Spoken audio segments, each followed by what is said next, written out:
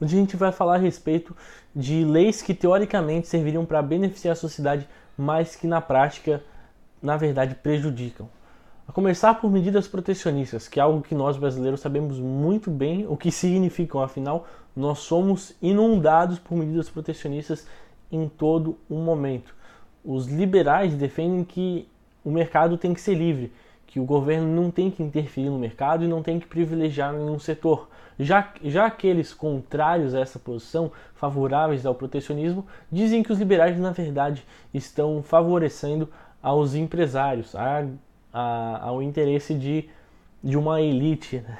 Mas, na verdade, é totalmente o oposto. As medidas protecionistas, elas exercem um efeito de cartelização no mercado. Elas acabam, por meio da diminuição da oferta, da competitividade, aumentando os preços. E quem que vai pagar por esses preços? Justamente a sociedade como um todo, os consumidores, que são os agentes dessa sociedade, que por não ter acesso a outras empresas que prestariam esse serviço, acabam sendo reféns de um serviço mais caro e cartelizado.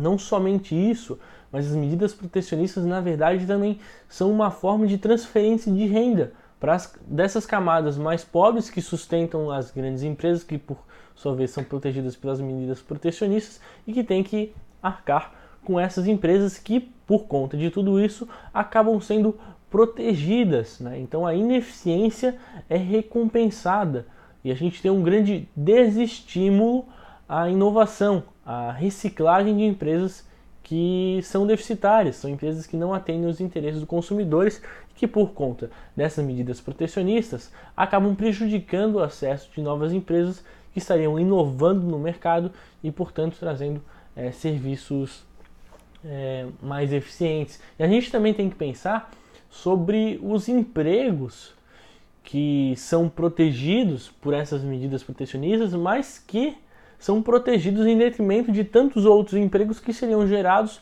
por conta desse espaço que é ocupado por essas empresas não tão eficientes. E a gente tem exemplos de que essas medidas protecionistas não são apenas medidas a nível internacional, mas elas podem e funcionam muito bem já aqui no Brasil a nível municipal, a nível estadual, a nível nacional.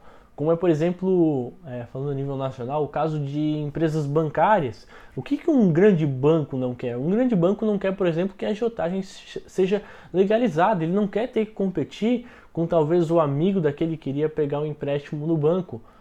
Com o Joãozinho que vai emprestar R$ 1.000 a título de X juros para o seu amigo, ou que vai emprestar R$ 10.000 ou R$ 100.000 que seja, o valor é indiferente, mas o banco ele não quer permitir com que outras pessoas tenham acesso a esse mercado e façam exerçam uma competição com o banco. A gente pode pensar também no caso de empresas de transporte coletivo. As empresas de transporte coletivo não querem que o Zezinho, que tem a sua van, faça aí o transporte de comunidades mais longínquas a habitantes dessas comunidades para o centro, por exemplo, e concorra com ele. E as prefeituras do Brasil, elas negam esse direito, o direito de você trabalhar livremente. O Uber, por exemplo, é um outro exemplo de que, se não fosse o serviço cartelizado, você poderia prestar um serviço de uma qualidade muito superior e com um preço muito mais baixo.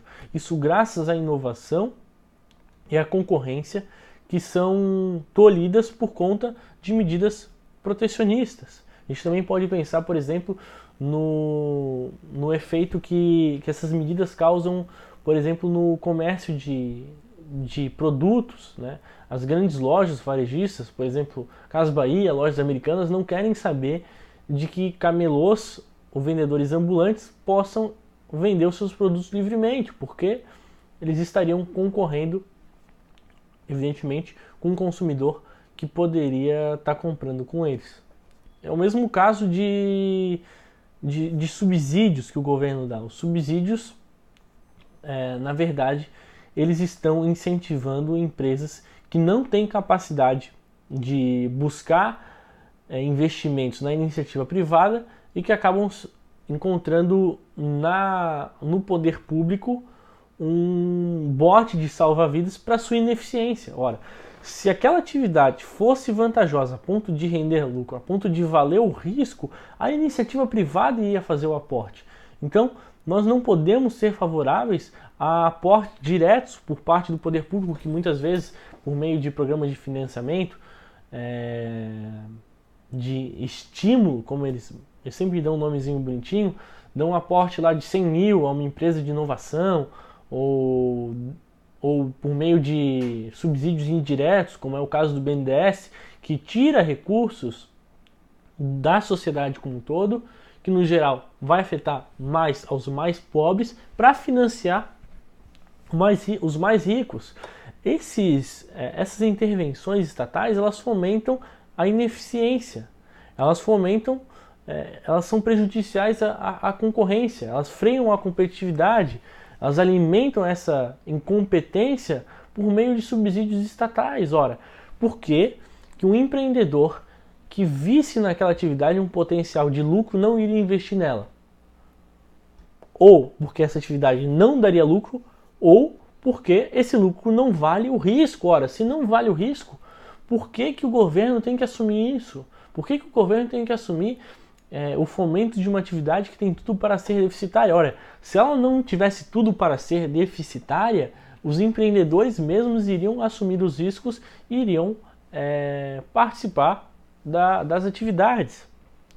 É também o caso de agências reguladoras. As agências reguladoras que teoricamente serviriam para proteger o mercado, para fomentar a competição de empresas, na verdade elas criam um grande cartel na medida em que criam barreiras que exigem, por exemplo, níveis de tecnicidade, que exigem como requisitos mínimos uma entrada de capital X, com barreiras que teoricamente protegeriam os consumidores, mas que na prática tem apenas como efeito dificultar a entrada de empresas novas no mercado em detrimento de empresas grandes que geralmente estão em conluio com o próprio Estado.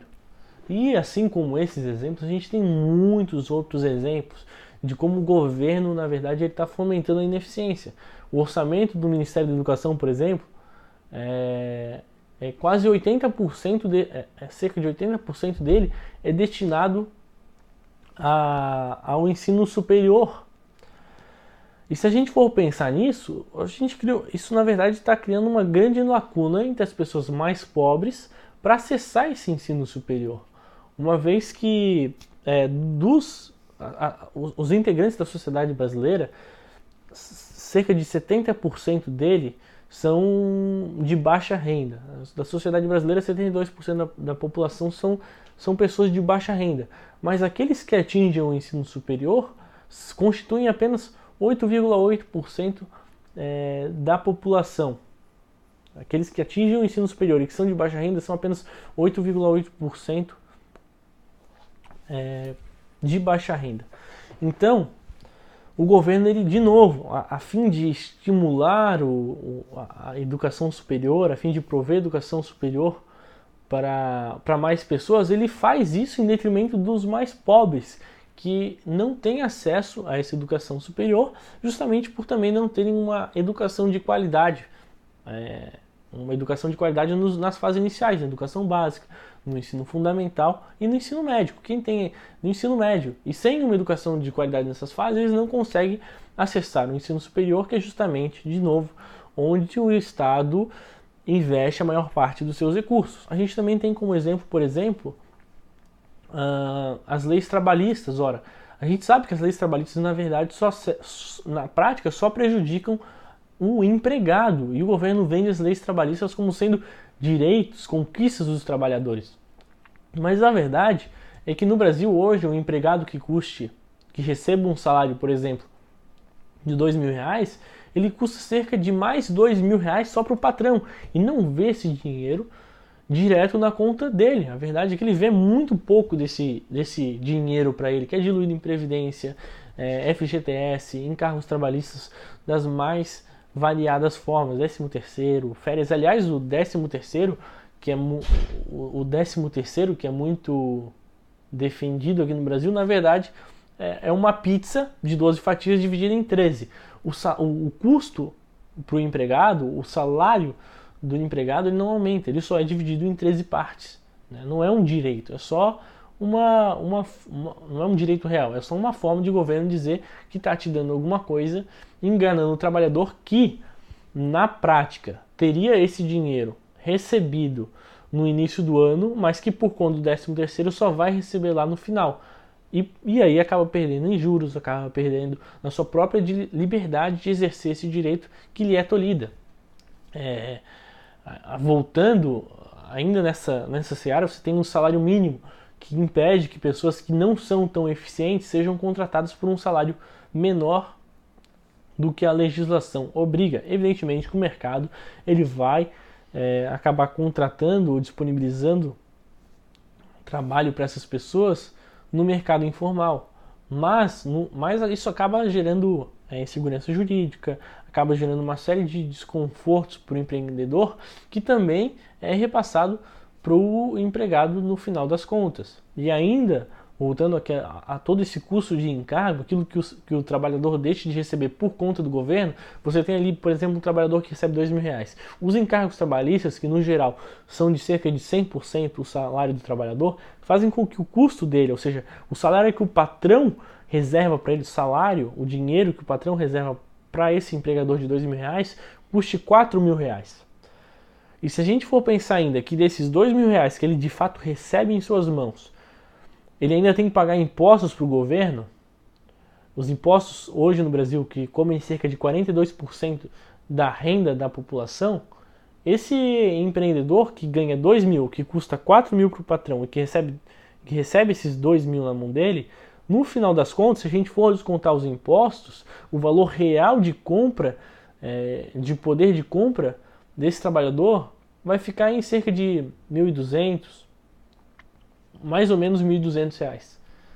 Então, se não fosse atividade estatal, se não fosse governo ali no meio, ele poderia estar ganhando R$4.000. Mas, na verdade, na prática, o poder real de compra dele sobre os produtos, sobre o mercado, é de R$1.200.